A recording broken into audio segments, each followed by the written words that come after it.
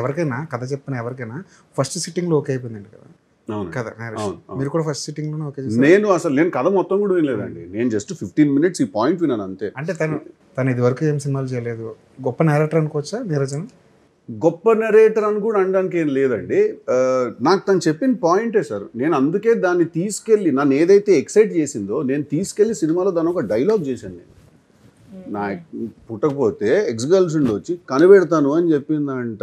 ఈవిడ నా ఎక్స్ అని సంగతి తెలీదు, వెళ్ళి తమ్ముడు అవతల నేను అంటాడు. నాకు అది ఆ కాన్సెప్టే నాకు ఎంత నచ్చిందంటే I turned it into a dialogue in the film.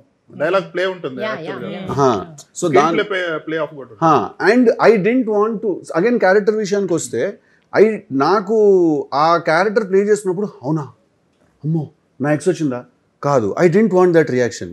I don't want to play a character whose again వీడిద్దరు అమ్మాయిల మధ్యలో ఇరుక్కున్నాడు సార్. మేము ఆ రూట్ కూడా తీసుకున్నాం అండి. ఓకే, సినిమా స్టార్టింగ్లో నీర్జా ఫస్ట్ చాలా సాఫ్ట్ క్యారెక్టర్ చెప్తాను. నీర్జా నా మీద ఇంత సాఫ్ట్ అసలు పడుకుని పోతారు, ఇంత సాఫ్ట్గా వేస్తే నా మీద. కొంచెం దాన్ని ఎంటర్టైనింగ్గా డిజైన్ చేద్దాం అని చెప్పి ఫస్ట్ అదొక వర్షన్ డిజైన్ చేసామండి. ఆ వర్షన్ డిజైన్ చేసి చూసుకుంటే కూడా ఈ సినిమా మనం ఆల్రెడీ తీసాం, దీని పేరు కృష్ణానస్ లీల అని అనిపించింది.